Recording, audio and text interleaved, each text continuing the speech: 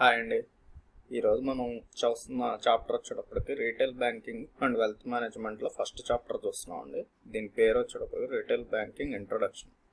ఓకేనా. Introduction. Over the past decades, the Indian economy has experienced growth due to the liberalization policies implemented by planners. మనకి past డికెడ్స్లో చూసుకుంటే కనుక, అంటే past డికెడ్ అంటే మనకి 10 years అండి. పాస్ట్ 2 decades అయినాయి మనకి లిబరలైజేషన్, గ్లోబలైజేషన్ అండ్ ఇది ఎల్పిజి వచ్చిన తర్వాత. ఈ లిబరలైజేషన్ ద్వారా మనకి ఇండియన్ ఎకానమీ అనేది చాలా వరకు గ్రోత్ అనేది చూసామండి మనం.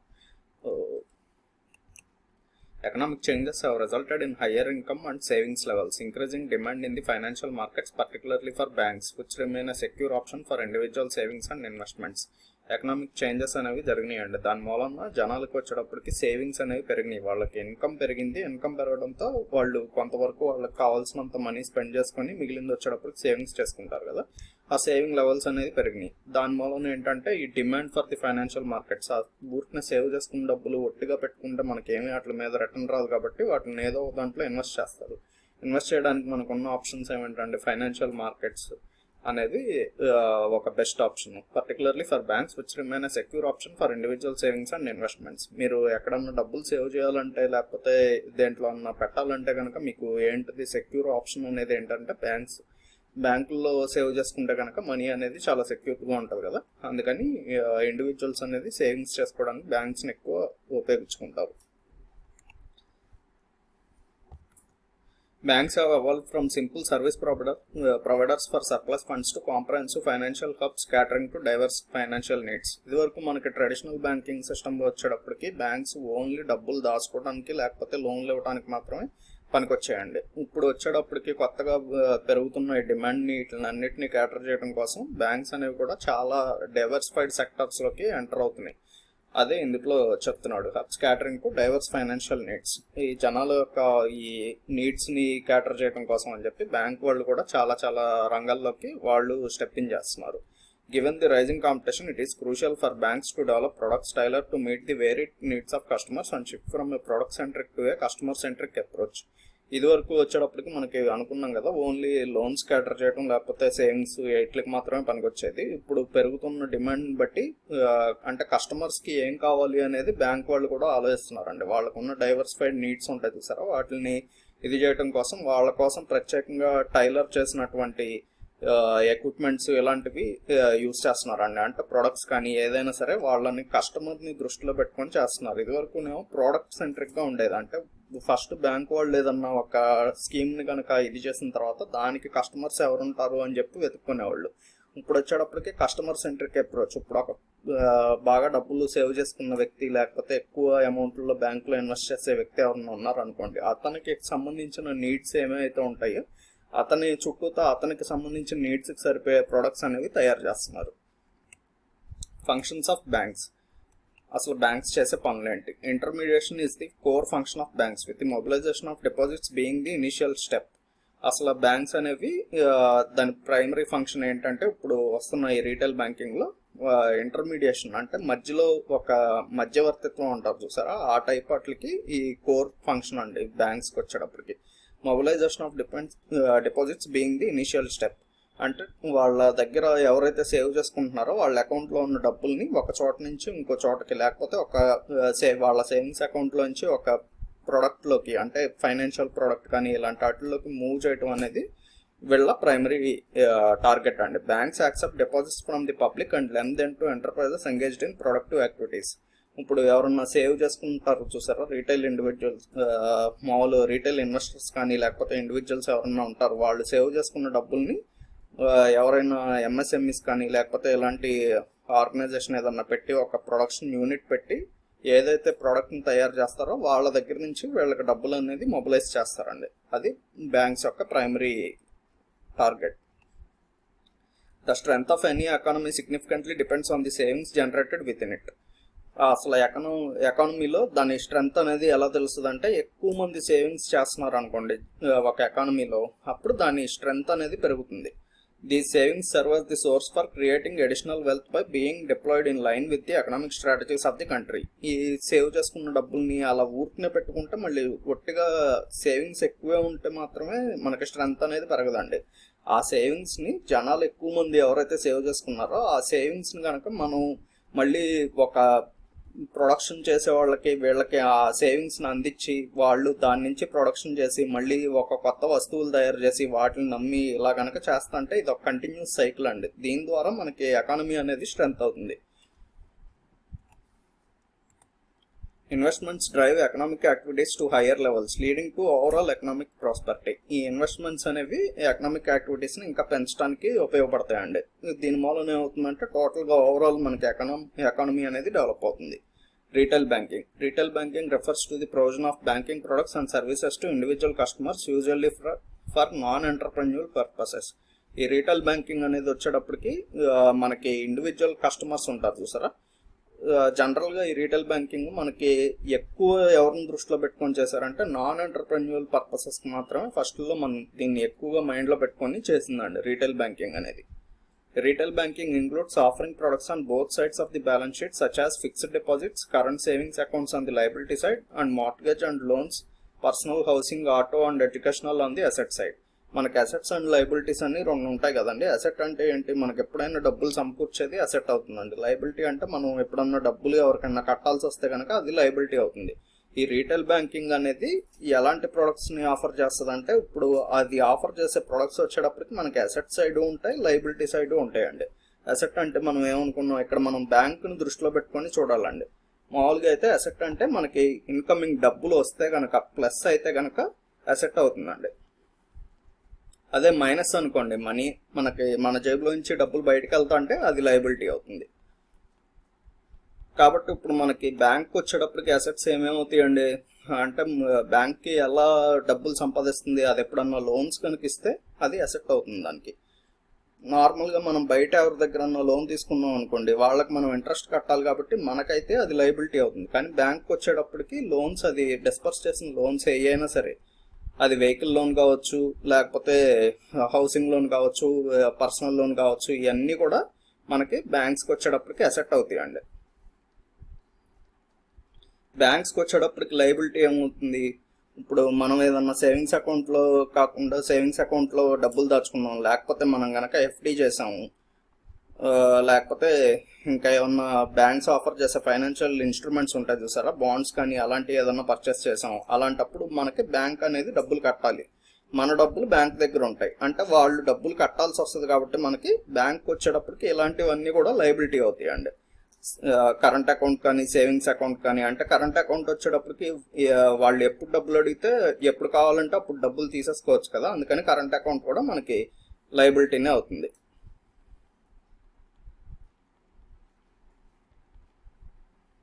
Current account and savings account, ఓకేనా. Next assets and liabilities. ఇందులో క్లియర్గా మనకి ఇది చేశారండి, డిఫరెన్షియేట్ చేసుకోవచ్చు. ఇందులో అసెట్స్ అంటే ఏమేమి ఉంటాయి అంటే వాట్ బ్యాంక్ ఓన్స్, బ్యాంక్ దగ్గర ఏమేమైతే ఓన్ చేసుకుంటుందో అవన్నీ కూడా బ్యాంక్కి అసెట్ అవుతాయండి. లయబిలిటీస్ అంటే ఎవ్రీథింగ్ ద బ్యాంక్ ఓస్ టు ది అదర్ పీపుల్, అంటే బ్యాంక్ ఎవరికైతే బయట డబ్బులు కట్టాల్సి వస్తుందో వాళ్ళందరూ కూడా అవన్నీ కూడా బ్యాంక్కి వచ్చేటప్పటికి లయబిలిటీస్ అవుతాయి. వాట్ ది బ్యాంక్ ఓన్స్లో ఏమేమి వస్తాయి, branch buildings, computers, cash in their walls, government bonds, other financial assets etcetera. ఇవన్నీ కూడా బ్యాంక్ ఉన్న బిల్డింగ్స్ కానీ, లేకపోతే వాళ్ళ దగ్గర ఉన్న కంప్యూటర్ కానీ, వాళ్ళ దగ్గర ఉన్న ఫర్నిచర్ కానీ, ఇన్ఫ్రాస్ట్రక్చర్ ఏదైనా సరే వాళ్ళు పెట్టిందంతా కూడా బ్యాంక్ అసెట్ అవుతుందండి. What people owe to the bank అంటే బయట జనాలు ఎవరైతే బ్యాంక్ దగ్గర లోన్ తీసుకుంటారు కదా, వాళ్ళు బ్యాంక్ కట్టాల్సిన డబ్బులు కూడా, లోన్స్ కానీ, మార్ట్గేజ్ కానీ, ఓవర్ డ్రాఫ్ట్, ఇలాంటివన్నీ కూడా బ్యాంక్ అసెట్ అవుతాయండి. ఇందులో లయబిలిటీస్లో ఏమేమి వస్తాయి, what hours left for the share holders, share holder equity కూడా మనకి ఇందులో లయబిలిటీ కిందకే వస్తుందండి. Next it also encompasses offering credit cards, depository services and para banking products and services like insurance and capital market products to individuals. వీటితో పాటు మనకి retail బ్యాంకింగ్లో ఇంకా ఏమేమి వస్తున్నాయి అంటే ఆఫరింగ్ క్రెడిట్ కార్డ్స్, మనకి ఆఫర్ చేసే క్రెడిట్ కార్డ్స్ ఉంటాయి చూసారా, చాలామంది బ్యాంక్స్ కాల్స్ చేస్తూ ఉంటారు మనకి క్రెడిట్ కార్డ్స్ కానీ. డిపాజిటరీ సర్వీసెస్, ఏదన్నా డిపాజిట్ చేయాలంటే ఉండే సర్వీసెస్ ఉంటాయి చూసారా, అలాంటివి పారా బ్యాంకింగ్ ప్రొడక్ట్స్, ఇంకా రీటైల్ బ్యాంకింగ్ కాకుండా పారా బ్యాంకింగ్ అండ్ అందులో ఉండే products, services like insurance, capital market products to individuals. Insurance ఒకటి ఆఫర్ చేస్తూ ఉంటారు. నెక్స్ట్ వచ్చేటప్పుడు క్యాపిటల్ మార్కెట్ ప్రొడక్ట్స్ అంటే మీకు ఇవి ఉంటాయి చూసారా, ఏంటిది మనకి పారా బ్యాంకింగ్ ప్రొడక్ట్స్ అంటే వచ్చేటప్పటికి ఇన్సూరెన్స్ ఇలాంటివి ఉంటాయి చూసారా, ఇవన్నీ కూడా పారా బ్యాంకింగ్ కిందకు వస్తాయండి. డిపాజిటరీ సర్వీసెస్ అంటే ఏంటంటే మనకి డిపి నెంబర్ అని మీరు ఎవరన్నా షేర్స్ కానీ ఇలాంటి ఏదన్నా చేస్తున్నారు అనుకోండి, మీకు ఐడియా ఉండి ఉంటుంది. డిపాజిటరీ నెంబర్ అని చెప్పి ఇస్తారు మనకి. దాంట్లో ఏం చేస్తారంటే వీళ్ళు సేఫ్ కీపింగ్ అనేది చేస్తారండి. మన తరపున మనం ఏదైతే స్టాక్స్ కానీ ఇలాంటివి కొనుక్కున్నామో అవన్నీ కూడా వీళ్ళు సేఫ్ కీపింగ్ చేసి ఎన్ఎస్డిఎల్, సిడిఎస్ఎల్ అని చెప్పి అలాంటి వాళ్ళకి వీళ్ళు అందిస్తూ ఉంటారు ఆ ఇన్ఫర్మేషన్ అనేది. Para banking and capital market products అంటే ఏంటంటే ఈటీఎఫ్స్ కానీ లేకపోతే షేర్స్ కానీ సెక్యూరిటీస్ ఇలాంటివి ఉంటాయి చూసారా, ఇవన్నీ కూడా మనకి కమోడిటీస్ కానీ ఇవన్నీ కూడా మనకి క్యాపిటల్ మార్కెట్ ప్రొడక్ట్స్ అనేవి వస్తాయండి. అంటే బ్యాంక్ ద్వారా మనం మళ్ళీ డీమ్యాట్ సర్వీస్ అనేది, డీమ్యాట్ అకౌంట్ అనేది మనం వేరే బయట ఎక్కడ తెరుచుకోకుండా ఇందులో డైరెక్ట్గా బ్యాంకులోనే డీమ్యాట్ అకౌంట్ అనేది తీసుకోవచ్చండి. Typically retail banking starts with targeting the general public and gradual advances to A stage noun as class retail banking. అసలు ఈ రీటైల్ బ్యాంకింగ్ అనేది ఫస్ట్ వచ్చేటప్పటికి కామన్ పబ్లిక్ ఎవరైతే ఉంటారో కొంచెం ఎక్కువ అవగాహన లేని వాళ్ళకి వాళ్ళ కోసం అని చెప్పి స్టార్ట్ చేసిందండి.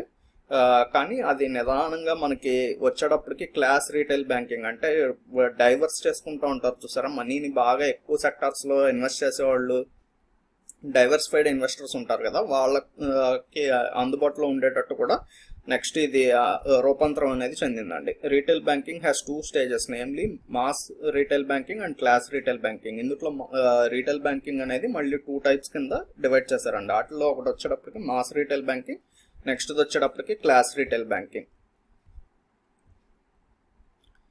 మాస్ రీటైల్ బ్యాంకింగ్ అంటే offer standardised products and services to its customers. ఇప్పుడు ఎక్కువ యూజ్ చేయకుండా నార్మల్గా బేసిక్ సర్వీసెస్ యూజ్ చేసుకుంటూ ఉంటారు చూసారా, వాళ్ళందరూ వచ్చేటప్పటికి మనకి మాస్ రీటైల్ బ్యాంకింగ్ కిందకు వస్తారండి. అదే class retail banking offers customised products and services to tailor made for niche segment. మనకి ఈ క్లాస్ రీటైల్ బ్యాంకింగ్ వచ్చేటప్పటికి డైవర్సిఫైడ్ ఇన్వెస్టర్స్ అండి, అంటే ఎక్కువ వాటిల్లో ఇన్వెస్ట్ చేస్తూ ఉంటారు చూసారా వాళ్ళకి. అంటే వీళ్ళు ఏం చేస్తారు, డిపి అకౌంట్లు కొన్ని బ్యాంక్ ద్వారా వచ్చేటప్పటికి వీళ్ళు ఒక డిమెట్ అకౌంట్ తీసుకొని స్టాక్స్ కానీ కమోడిటీస్ కానీ ఇలాంటివన్నీ బై చేస్తూ ఉంటారు, లేకపోతే బాండ్స్లో ఇన్వెస్ట్ చేస్తూ ఉంటారు. ఇలాంటివన్నీ ఈటీఎఫ్స్ కానీ లేకపోతే గోల్డ్లో ఇన్వెస్ట్ చేయడం, గోల్డ్ ఈటీఎఫ్స్ ఇట్లాంటివన్నీ పర్చేస్ చేయడం ఇవన్నీ చేస్తూ ఉంటారండి. వాళ్ళంతా డైవర్సిఫైడ్ సెక్టార్స్, వాళ్ళ కోసం అని చెప్పి కొన్ని ప్రొడక్ట్స్ అనేది లాంచ్ చేసింది. అది క్లాస్ రీటైల్ బ్యాంకింగ్ వస్తుందండి. Graphical representation of retail banking position, ఇది వచ్చేటప్పటికి మనకి graphical representation. Next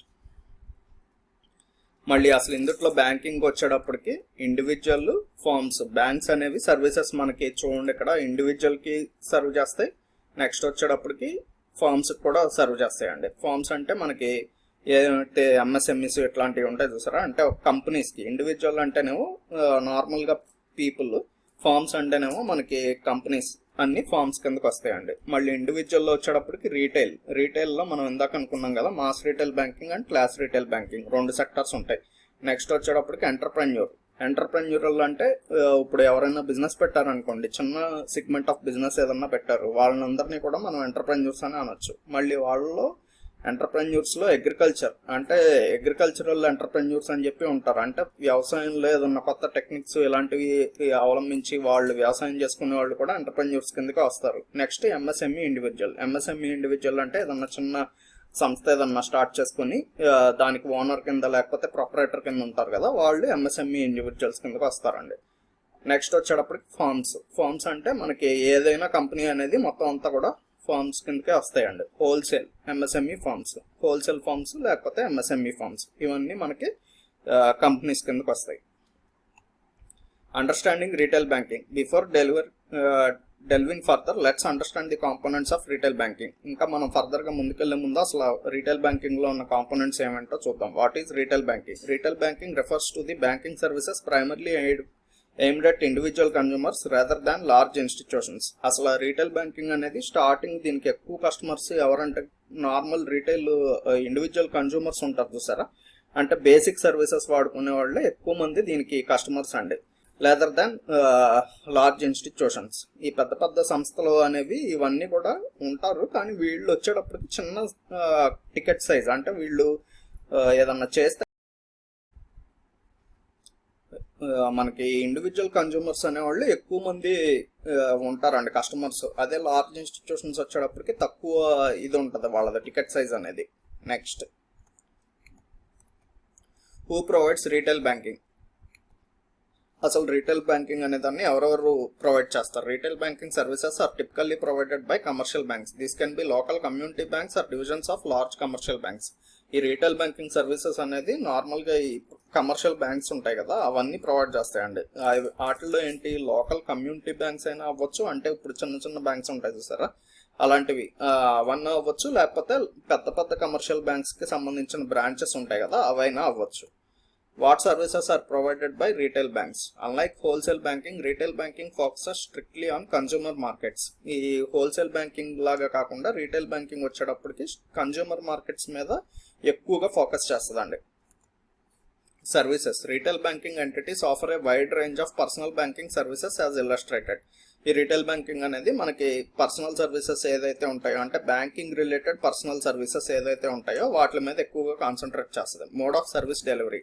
Today, much of retail banking is streamlined electronically via automated teller machines or through online banking. మనకి ఎక్కువగా కూడా ఈ మధ్య రీటైల్ బ్యాంకింగ్ అనేది మనం బ్యాంక్కి వెళ్ళి చిన్న చిన్న డిపాజిట్స్ కానీ లేకపోతే ఏదన్నా క్యాష్ విత్డ్రాల్ కానీ చేసుకోవాలంటే ఎక్కువగా ఏటీఎంస్ని ఉపయోగిస్తున్నాం కదండి, అలాగే లేకపోతే ఆన్లైన్ బ్యాంకింగ్ అనేది చేస్తున్నాం. ఈ మధ్య వచ్చేటప్పటికి మోడ్ ఆఫ్ సర్వీస్ డెలివరీ ఎక్కువగా వీటి ద్వారానే జరుగుతుంది. Characteristics of retail banking. Retail banking ఒక మెయిన్ క్యారెక్టరిస్టిక్స్ ఏంటి? Retail banking offer services to multiple customer groups with various products through multiple distribution channels. ఈ రీటైల్ బ్యాంకింగ్ అనేది చాలా మంది కన్జ్యూమర్స్కి దానికి సంబంధించిన సర్వీసెస్ అనేది అందిస్తూ ఉంటుందండి. అదేంటి, సింగిల్ ఛానల్ కాకుండా రకరకాల ఛానల్స్ ద్వారా అది సర్వీసెస్ అనేది అందిస్తుంది. వాటిల్లో ఏమేంటంటే banking facilities target individual customers or small organisations.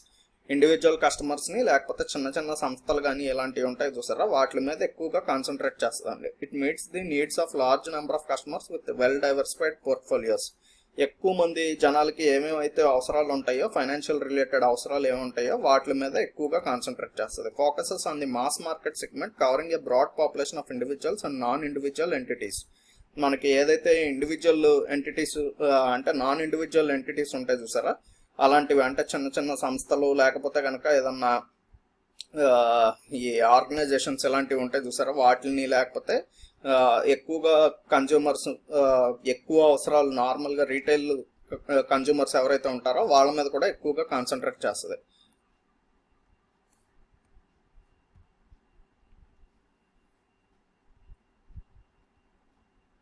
offers different liability, asset and plethora of services, products to various customer categories.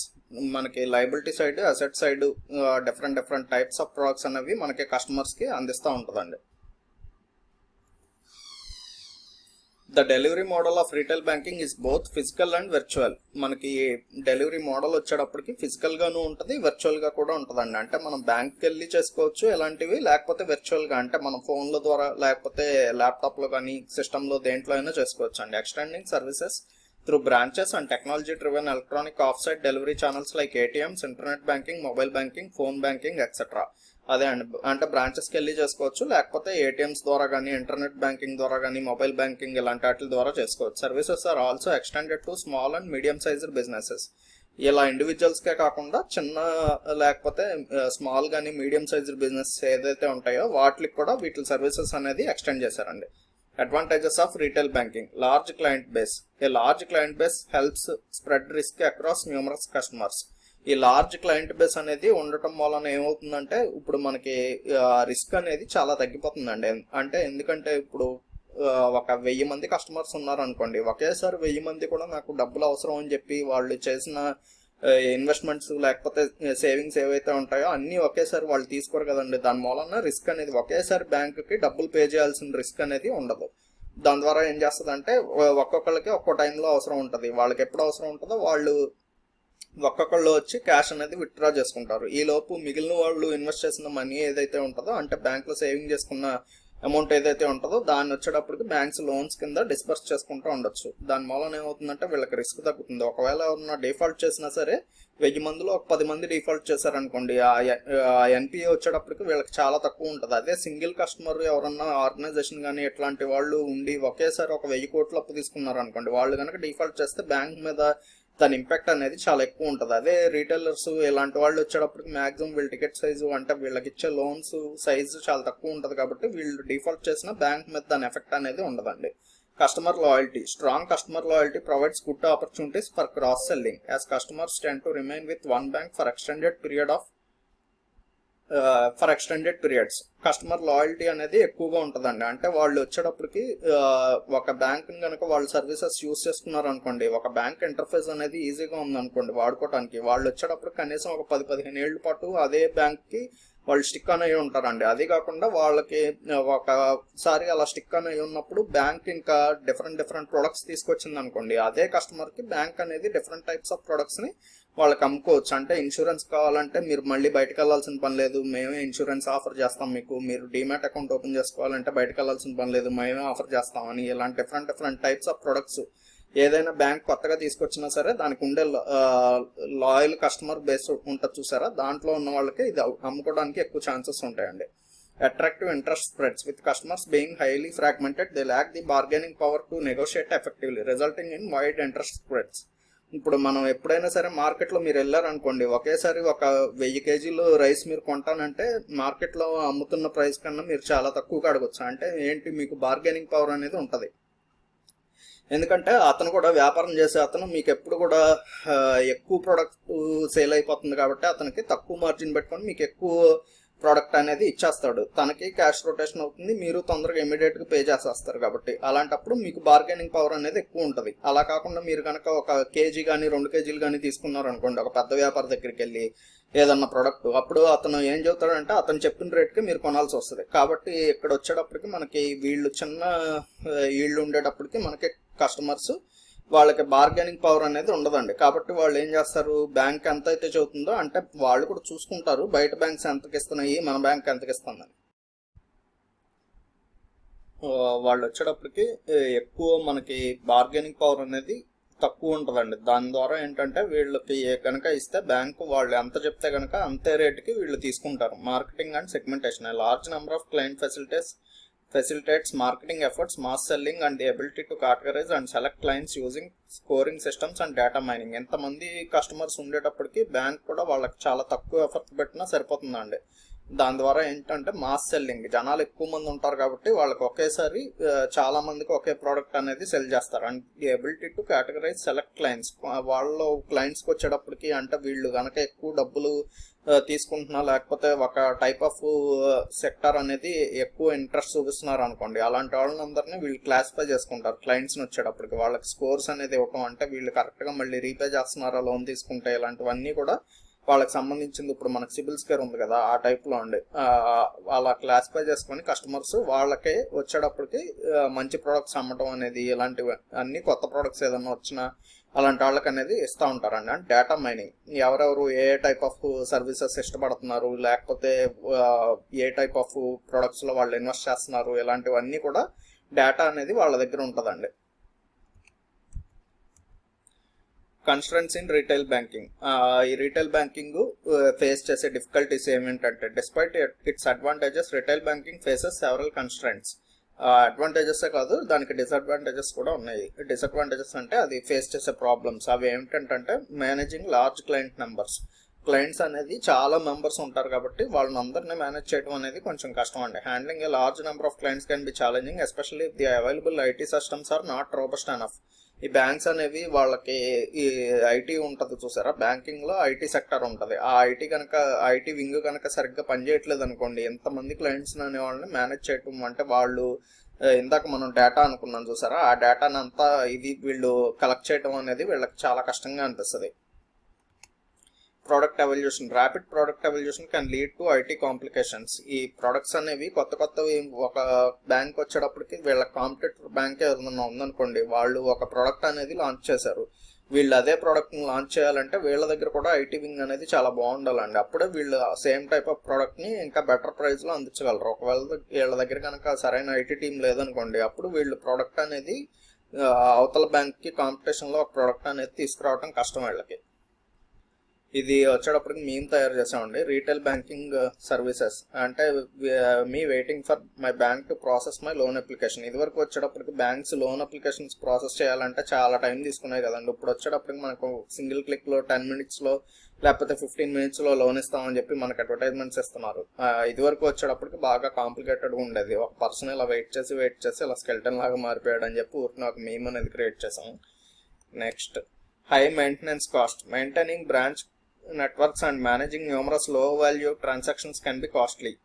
బ్రాంచ్కి సంబంధించిన అంటే ఒక బ్యాంక్కి ఎక్కువ నెంబర్ ఆఫ్ బ్రాంచెస్ ఉన్నాయనుకోండి, వాటిని అన్నింటినీ మెయింటైన్ చేయాలన్నా చాలా కష్టం. అది కాకుండా ఈ మధ్య అందరూ ఈ ఫోన్పేలు, గూగుల్ పేలు వాడటం వలన 20 రూపాయలు, 10 రూపాయలు, 5 రూపాయలు ఇలాంటి వాటికి కూడా మనకి చిన్న ఈ ట్రాన్సాక్షన్స్ కూడా మనం ఆన్లైన్ పేమెంట్ అనేది వాడుతున్నాం అండి. ఇలాంటి వాటిని అన్నింటినీ లో వాల్యూ ట్రాన్సాక్షన్స్ అన్నింటినీ రికార్డ్ చేయడం, వాటిని ఎప్పుడు కావాలంటే అప్పుడు మళ్ళీ కస్టమర్కి చూపించడం, ఇదంతా కూడా వాళ్ళకి ఖర్చుతో కూడుకున్న పని, లేకపోతే కష్టమైన పని. Banks encourage clients to use cheaper distribution channels like ATMs. ఇప్పుడు ఈ మధ్య మనం కొన్ని బ్యాంకులకు వెళ్తుంటే మనం ఏదన్నా మనీ డిపాజిట్ చేయాలన్నా లేకపోతే కొన్ని టైప్ ఆఫ్ సర్వీసెస్కి ఇక్కడ కాదండి ఏటీఎంలో చేసేసుకోండి అని చెప్పి చెబుతున్నారు చూసారా. అలాంటి బ్యాంక్స్ కూడా ఈ మధ్య అలా జనాల్ని ఇలాంటి కొన్ని సర్వీసెస్కి ఏటీఎంని ఇలాంటి వాటిని యూజ్ చేయమని చెప్పి ప్రిఫర్ చేస్తుందండి. అంటే వాళ్ళని అక్కడికి రిఫర్ చేస్తుంది, ఏటీఎంకి వెళ్ళి చేసుకోండి ఇది అని చెప్పి. Mobile banking and internet banking for this transactions, reserving branches for higher value services. ఈ బ్రాంచ్ల్లో ఎలాంటి చిన్న పనులు వచ్చేటప్పటికి మనం ఏటీఎంలో కానీ మొబైల్ బ్యాంకింగ్, ఇంటర్నెట్ బ్యాంకింగ్ ఇలాంటివి చేసుకున్నాం అనుకోండి, ఆ బ్యాంక్ స్టాఫ్కి అనేది వాళ్ళకి కొంత టైం అనేది వెసులుబాటు ఉంటుందండి. దాని మూలన వాళ్ళు ఏం చేస్తారంటే ఏదన్నా పెద్ద బ్యాంక్కి ఎక్కువ లాభం చేకూర్చే పనులు ఉంటాయి చూసారా, అంటే పెద్ద లోన్స్ డిస్పర్స్ చేయడం కానీ ఇలాంటి వాటికి వాళ్ళకు ఉన్న టైం అనేది ఉపయోగించుకుంటారు. Bank runs, loss of faith in particular bank can lead to a sudden outflow of retail deposits potentially resulting in a bank run. ఈ బ్యాంక్ రన్స్ అంటే ఇప్పుడు ఏదన్నా బ్యాంక్ మీద చిన్న ఎలిగేషన్ కానీ ఇలాంటివి ఏదన్నా వచ్చిందనుకోండి, కొంతమంది ఏదన్నా కార్పొరేట్స్ ఒక పెద్ద లోన్ అమౌంట్ తీసుకొని వాళ్ళు కనుక రీపే చేయడం ఇట్లాంటి ఇది అయింది అనుకోండి, అది కనుక ప్రింట్ మీడియాలో కానీ లేకపోతే వీటిలో మీడియాలో దేంట్లో అన్నా వచ్చిందనుకోండి, ప్రాజెక్ట్ అయింది అనుకోండి, ఆ బ్యాంక్ మీద నమ్మకం కోల్పోయి జనాలందరూ ఏం చేస్తారు, అందులో సేవింగ్స్ ఇలాంటి డిపాజిట్లు తీసుకున్న వాళ్ళు మా డబ్బులు మాకు ఇచ్చేయండి అని చెప్పి వెంటనే బ్యాంక్ దగ్గరికి వెళ్తారు కదా. దాని ద్వారా ఏంటంటే చాలా మందికి ఒకేసారి బ్యాంక్ అనేది డబ్బులు ఇవ్వాల్సి వస్తుందండి. దాని మూలన ఏంటంటే బ్యాంక్ అది బర్డెన్ అవుతుంది. కాబట్టి ఇలాంటి బ్యాంక్ రన్ అనే ఒక ఇది కూడా ఉంటుందండి, వాళ్ళకి రిస్క్ అనేది ఉంటుంది. ఏదన్నా ఒకవేళ ఇలాంటిది ఏదన్నా న్యూస్ కానీ ఎలిగేషన్ కానీ వాళ్ళ మీద వచ్చిందంటే. Fears competition, intense competition in the sector can sometimes lead to unhealthy practices. ఇప్పుడు కొన్ని బ్యాంక్స్ వచ్చేటప్పటికి కొన్ని టైప్స్ ఆఫ్, మా దాంట్లో సేవింగ్స్ అకౌంట్ తీసుకుంటే 6%, 6.5% ఇస్తామని చెప్పి అలాంటివి ఉంటాయి చూసారా, లేకపోతే మా దగ్గర లోన్ తీసుకుంటే కనుక మీకు చాలా తక్కువ పర్సంటేజ్ ఇంట్రెస్ట్ పడుతుందని చెప్పి ఇలాంటివి ఉంటాయండి. అంటే కొత్తగా వచ్చిన బ్యాంక్స్ జనాలను ఆకట్టుకోవడం కోసం అని చెప్పి డిఫరెంట్ ఆఫర్స్ అనేవి ఇస్తూ ఉంటాయి. వాటి ద్వారా ఏమవుతుందంటే పెద్ద బ్యాంక్స్ అన్నీ కూడా వాళ్ళతో కాంపిటీషన్ పెట్టుకోవడం కోసం అని చెప్పి, అంటే వీళ్ళ బిజినెస్ వాళ్ళు గ్రాడ్యువల్గా తీసేసుకుంటారు కాబట్టి వీళ్ళ కస్టమర్స్ని వీళ్ళ దగ్గర ఉంచుకోవడం కోసం అని చెప్పి వీళ్ళు కూడా అవే వాళ్ళు ఎంతకైతే పర్సంటేజ్కి ఇస్తున్నారో లోన్ అదే పర్సంటేజ్కి వీళ్ళు కూడా ఇవ్వాల్సి వస్తుందండి. దాని మూలన ఏమవుతుంది, కాంపిటీషన్ అనేది పెరుగుతుంది, వీళ్ళు లాభం అనేది తగ్గిపోతుంది వీళ్ళకి. దాని మూలన ఏంటంటే అన్హెల్దీ ప్రాక్టీసెస్ ఉంటాయి. ఇలా మేనేజర్స్ కానీ లేకపోతే ఇలాంటి వాళ్ళు బయట లోన్లు వాళ్ళ ట్రాక్ రికార్డ్ చూసుకోకుండా సరిగ్గా మీకు తక్కువ అమౌంట్కి లోన్ ఇస్తాము, ఎక్కువ అమౌంట్ ఇస్తుంది మీకు, మాకు ఎంత కమిషన్ ఇవ్వండి అని ఎలాంటి అన్హెల్దీ ప్రాక్టీసెస్ ఉంటాయి చూసారా, అవన్నీ పెరిగిపోతాయండి.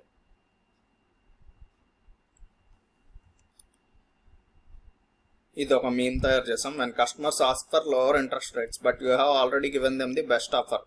మనం ఎంత బెస్ట్ ఆఫర్ ఇచ్చినా సరే బ్యాంక్స్ వాళ్ళు వచ్చేటప్పటికి ఒక్కసారి ఇంకా కస్టమర్ నేను ఎక్కువ ఇన్వెస్ట్ చేస్తున్నాను కదండి, నాకు ఇంకా తక్కువకి ఇది ఎవరా, నాకు లోను ఎవరా అని చెప్పి ఇట్లాంటివి అడుగుతూ ఉంటారు. అంటే అతను ఎఫ్డి మీద కనుక లోన్ తీసుకున్నాడు అనుకోండి, దానికి వచ్చే పర్సంటేజ్ అంటే అతను ఎఫ్డి మీద లోన్ తీసుకుంటే పడే మార్జిన్ కూడా అతను చాలా తక్కువ ఉంటుంది కదా, కానీ అతను దానికన్నా ఇంకా తక్కువ అడిగాడు అనుకోండి, ఏం చేస్తారు, మార్కెట్లో ప్రివైలింగ్గా ఉన్న ప్రైస్ కన్నా అతనికి అప్పటికే బెస్ట్ ఆఫర్ ఇచ్చారు, ఇంకా తక్కువకి అతను అడిగితే కనుక ఇవ్వలేమని చెప్పాలి కదా మనం.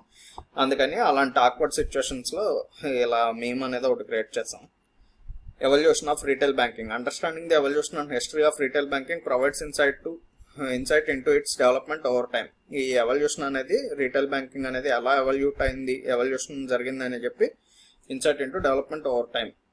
Retail banking as a business model. Retail banking has evolved from traditional banking practices into a comprehensive business model. ఇది వరకు ట్రెడిషనల్ బ్యాంకింగ్ లో వచ్చేటప్పటికి డిపాజిట్లు లేకపోతే ఇవే ఎక్కువ లోన్ డిస్బర్స్మెంట్లు ఉండే కదండి, అది వచ్చేటప్పటికి ఈ మధ్య comprehensive business model different types of services అనేది బ్యాంకింగ్ అందజేస్తుంది.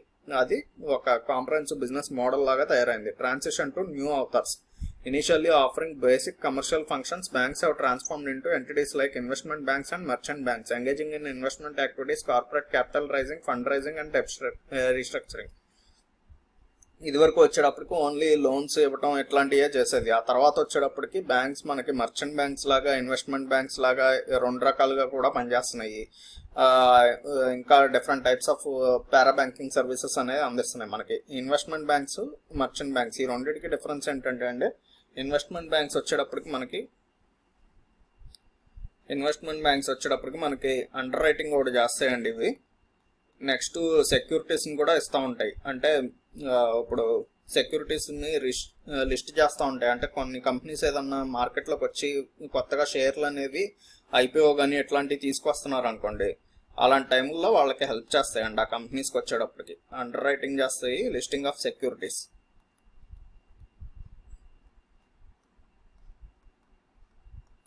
అదే మర్చెంట్ బ్యాంక్స్ వచ్చేటప్పటికి మనకి ఇవి అడ్వైస్ అనేది చేస్తాయండి ఎక్కువగా. వచ్చేటప్పటికి అడ్వైస్ అంటే ఏ టైప్లో, మనం ఒక కంపెనీ వచ్చేటప్పటికి వేరే కంపెనీని కొందామని చెప్పి చూస్తుంది అనుకోండి, ఆ టైముల్లో ఆ కంపెనీకి ఎంత డబ్బులు ఇవ్వచ్చు, ఆ కంపెనీని ఎక్వైర్ చేయాలంటే ఎంత ఇది చేయొచ్చు, లేకపోతే ఆ కంపెనీని మన దాంట్లో మెర్జ్ చేసుకోవాలంటే మనం వాళ్ళకి ఎంత డబ్బులు పే చేయాలి, ఇలాంటివన్నీ వచ్చేటప్పటికి మనకి మర్చెంట్ బ్యాంక్స్ అనేవి చదువుతాయండి. అంటే వీళ్ళు ఏం చేస్తారు, ఓన్లీ అడ్వైజర్స్ మాత్రమే ఇస్తారు ఎక్కువగా.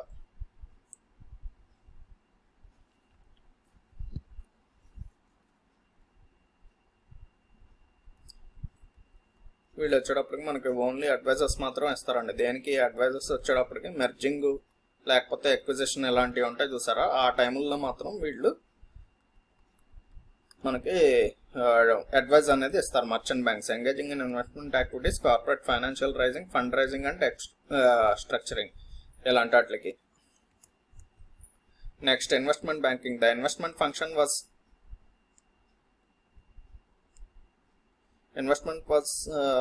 spin-off as a separate activity with standalone investment banking emerging to handle the multidimensional functions of investment banking, mergers and acquisition. Investment banking అంటే ఇందాక మనం అనుకున్నాం కదండి, ఇన్వెస్ట్మెంట్ బ్యాంకర్స్ ఏం చేస్తారంటే వీళ్ళు అండర్ రైటింగ్ చేస్తూ ఉంటారు సెక్యూరిటీస్కి, లేకపోతే స్టాండర్లోన్ investment banks emerging to handle the multidimensional functions of investment banking. అదే కాకుండా వీళ్ళు కూడా మళ్ళీ మర్జర్స్ అండ్ ఎక్విజిషన్స్ కూడా చేస్తారండి. స్టాండ్ అలోన్ ఇన్వెస్ట్మెంట్ బ్యాంకర్స్ వచ్చేటప్పటికి వీళ్ళు ఇందాక మనం అనుకున్న మర్చెంట్ బ్యాంకింగ్ సర్వీసెస్ ఏదైతే ఆఫర్ చేస్తుందో వాళ్ళకి లాగానే వీళ్ళు మర్జర్స్ అండ్ ఎక్విజిషన్స్ కూడా చూస్తారండి వీళ్ళు. Next merchant banks arose to the address capital and debt raising along with other related activities. మనకి మర్చెంట్ బ్యాంక్ అంటే ఇందాక ఏమనుకున్నామండి, మర్చెంట్ బ్యాంక్ వచ్చేటప్పటికి అడ్వైస్ అనేది ఇస్తారు, అలా కాకుండా finance for merging and acquisitions వాటికి చేస్తారని చెప్పి అనుకున్నాం కదా, అదే చెప్తున్నాడు అండి ఈ పాయింట్లో.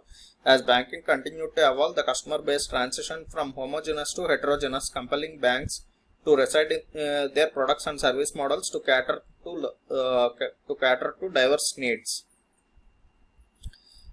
ఇది వరకు వచ్చేటప్పటికి చిన్న చిన్న బేసిక్ సర్వీసెస్ మాత్రమే బ్యాంక్ అనేది ఉపయోగపడేదండి. ఆ తర్వాత వచ్చేటప్పటికి హెటరోజెనస్ అంటే ఎక్కువ డిఫరెంట్ టైప్స్ ఆఫ్ సర్వీసెస్ ఉంటాయి చూసారా, వాటిలన్నిటికీ కూడా మనకి బ్యాంక్స్ అనేవి ఉపయోగపడుతున్నాయి. To redesign their products and services model to cater diversified needs. ఎక్కువ జనాలు ఏం కోరుకుంటున్నారు, వాళ్ళకి ఎక్కువ మందికి ఏం సర్వీస్ కావాల్సి వస్తుంది, ఇలాంటివన్నీ కనుక్కొని ఆ నీడ్స్ అన్నిటిని కూడా బ్యాంక్స్ అనేవి ఇమర్చేస్తున్నాయండి. This evolution led to the development of corporate banking and retail banking. ఈ టైప్ ఆఫ్ ఎవల్యూషన్ వలన మనకి ఏమొచ్చిందంటే రీటైల్ బ్యాంకింగ్, అంటే జనాలందరికీ ఎక్కువగా ఉపయోగపడేదేమో రీటైల్ బ్యాంకింగ్, జనాలు చిన్న చిన్న కస్టమర్స్ ఎవరైతే ఉంటారో. ఆ తర్వాత వచ్చేటప్పటికి కార్పొరేట్ బ్యాంకింగ్, ఎంఎస్ఎంఈ ఫర్మ్స్ కానీ లేకపోతే పెద్ద బిజినెస్ చేసే వాళ్ళకి కానీ అలాంటి వాళ్ళకి వచ్చేటప్పటికి కార్పొరేట్ బ్యాంకింగ్ అని, ఇలా 2 టైప్ ఆఫ్ సెక్టార్స్ కింద మనకి విడిపోయిందండి ఇందులో. Retail banking scenario in India. The evolution of retail banking in India can be traced back to the entry of foreign banks. అసలు మనకి రీటైల్ బ్యాంకింగ్ అనేది ఎలా స్టార్ట్ అయిందంటే ఎవల్యూషన్, మనకి ఫారెన్ బ్యాంక్స్ అనేవి మనకి ఇండియాలో బిజినెస్ ఎక్కువ జరుగుతుంది, ఇక్కడ ఎక్కువ మంది కస్టమర్ బేస్ ఉన్నారని చెప్పి ఫారెన్ బ్యాంక్స్ అనేవి మనకి ఎంతమంది కస్టమర్స్ ఉన్నారని మౌత్ వాటరింగ్ ఇదితో ఇక్కడికి వచ్చారండి. ఇండియాలోకి వచ్చి ఆపరేట్ చేయడం అనేది మొదలుపెట్టినాయి. దాని వల్ల ఏమైంది, మనకి ఇండియాలో ఈ ఫారెన్ బ్యాంక్స్ అనేవి ఒకసారి రావటం మొదలైన తర్వాత మన బ్యాంక్స్ అన్ని కూడా మనకున్న బిజినెస్ అంతా కూడా వీళ్ళు టేక్ ఓవర్ చేసుకుంటున్నారు. అందుకని మనం ఇంకా కొత్తగా ఏదన్నా ప్రొడక్ట్స్ అనేవి తీసుకురావాలి, జనాలందరికీ మన నుంచి కొత్తదనం కోరుకుంటున్నారు ఇలాంటివన్నీ అని చెప్పి మన వాళ్ళు కూడా డెవలప్ అవడం అనేది మొదలు పెట్టారు.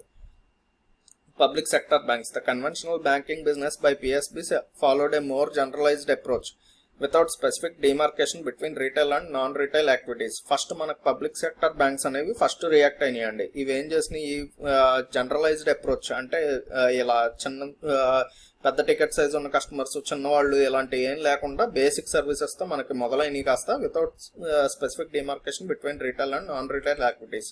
స్టార్టింగ్లో వచ్చేటప్పటికి మనకి రీటైల్ యాక్టివిటీస్కి నాన్ రీటైల్ అంటే పెద్ద పెద్ద ఎంఎస్ఎంఈ ఫార్మ్స్ కానీ లేకపోతే పెద్ద బిజినెస్ ఆపరేట్ చేసే వాళ్ళకి కానీ డిఫరెంట్ టైప్స్ ఆఫ్ సర్వీసెస్ అనేది ఏమీ ఉండేది కదండి. ఒకే టైప్ ఆఫ్ వింగ్లో వాళ్ళు చేసుకునే వాళ్ళు వాళ్ళకి సర్వీసెస్ అందించేది, వీళ్ళకి సర్వీసెస్ అందించేది. Foreign banks in the late 1970s and early 1980s, foreign banks operating in India set a trend by introducing consumer banking models targeted at the personal segment. మనకి 1970, 80sలో వచ్చేటప్పటికి foreign banks ఏవైతే ఇండియాలోకి enter అయినాయో వాళ్ళు ఏం చేశారంటే consumer banking అని చెప్పి కొన్ని models అనేవి తీసుకొచ్చారండి. దాని మూలన ఏంటి, ఈ పర్సనల్ ప్రతి ఇండివిజువల్ కస్టమర్ని వాళ్ళు ఒక సెగ్మెంట్ కింద డివైడ్ చేసుకొని వీళ్ళు వచ్చేటప్పటికి పెద్ద బిజినెస్ ఇస్తున్నారు బ్యాంక్కి, వీళ్ళు వచ్చేటప్పటికి చిన్న టైప్ ఆఫ్ బిజినెస్ ఇస్తున్నారు అని చెప్పి వీళ్ళనేమో చిన్న కస్టమర్స్ అని వాళ్ళనేమో పెద్ద కస్టమర్స్ అని, అంటే కార్పొరేట్స్ అందరినీ పెద్ద కస్టమర్స్ కింద ట్రీట్ చేయడం, అలా ఒక సెగ్మెంటేషన్ అనేది తీసుకొచ్చారండి.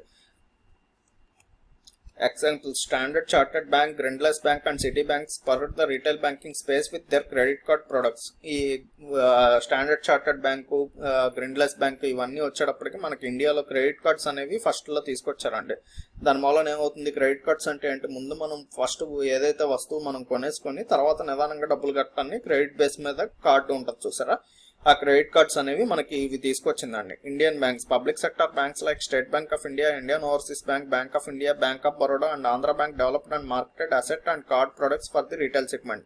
వాళ్ళు పెట్టిన తర్వాత మనకి ఇండియన్ బ్యాంక్స్ ఏవైతే ఉన్నాయో, ఎస్బీఐ కానీ ఐఓబి కానీ ఎట్లాంటి బ్యాంక్ ఆఫ్ ఇండియా కానీ ఇవన్నీ కూడా నెక్స్ట్ మనకి కార్డ్స్ అనేవి తీసుకురావడం అనేది మొదలు పెట్టినాయండి.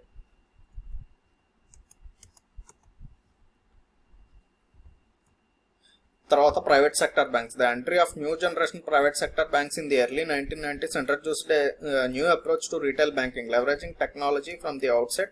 These banks had a clear positioning for retail banking and aggressively created new markets for the retail segment.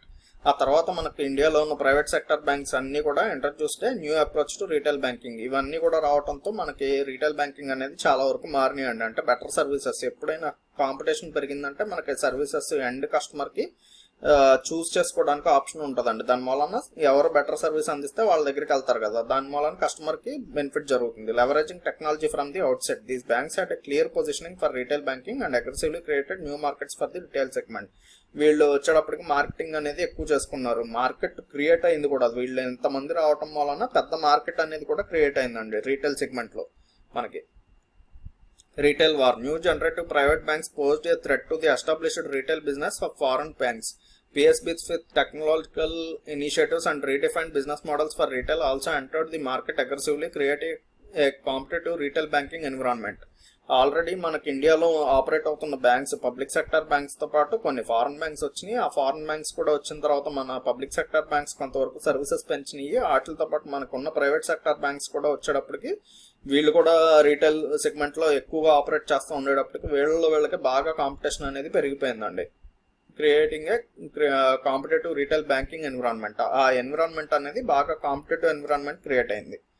IT revolution. India's preparedness for the IT revolution significantly impacted the banking sector. ఈ ఇండియాలో IT sector boom వచ్చేటప్పటికి ఆ boom అనేది మనకి banking కూడా పాకిందండి. అది అంటే IT sector బాగుంది అనుకోండి, బ్యాంకింగ్ సెక్టర్లో కూడా ఐటీ మనం ఉంటుందని చెప్పి ఇందాక అనుకున్నాం కదా, వీళ్ళకి ఆఫర్ చేసే అంటే అంతా కూడా డిజిటలైజ్ చేసుకోవడానికి వీళ్ళకి దారి దొరికింది. దాని మూలన డిజిటలైజేషన్ అవటం మూలన ఎక్కువ మంది కస్టమర్స్కి వీళ్ళు ఎక్కువగా రీచ్ అవటం ఇదంతా కూడా పెరిగింది. Core banking solutions were adopted. మనకి సిబిఎస్ ఉంటుంది చూసారా, అది అడాప్ట్ చేసుకున్నారండి చాలా వరకు బ్యాంకులన్నీ కూడా. Leading to comprehensive computerisation of operations across all levels.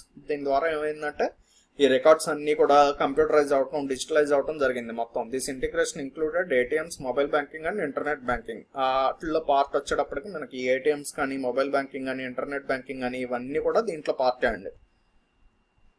Modern payment systems. Technological advancements led to the adoption of modern payment systems, security settlement, electronic fund transfer, check truncation systems, ATMs and other modern banking transactions. మనకి modern payment systems కూడా చాలా వరకు వచ్చినాయండి. వీటిల్లో ఏమేంటంటే అవి మనకి electronic fund transfer ఒకటి, security settlement ఒకటి, చెక్ ట్రంకేషన్ సిస్టమ్, ఏటీఎంస్ ఇలాంటివన్నీ మోడర్న్గా ఈ మధ్య మనం వాడుతున్నవన్నీ కూడా ఇందులో కొత్తగా మనకి యాడ్ అయినాయండి. New trends in retail banking. Recently, banks, particularly foreign banks, new generation private players, non-banking finance companies and multinational corporations have been focusing on the bottom of the customer pyramid. These are re-engineering their retail strategies to develop independent and exclusive strategies for this segment. మనకి ఇందులో వచ్చేటప్పటికి retail బ్యాంకింగ్లో కొత్తగా ఈ NBFCs లేకపోతే multinational companies కూడా ఇందులో participate చేస్తున్నాయండి. Retail banking అంటే బ్యాంకింగ్ పర్మిషన్ తీసుకొని వాళ్ళు కూడా ఈ సెక్టర్లోకి రావటం వలన బాగా ఎక్కువగా మనకి కాంపిటీషన్ అనేది పెరిగింది. అది వాళ్ళు ఏం చేస్తున్నారంటే మనకి కస్టమర్ పిరమిడ్ ఉంటుంది చూసారా, అంటే అందులో నెక్స్ట్ వస్తుంది అది మనకి కస్టమర్ పిరమిడ్ అని.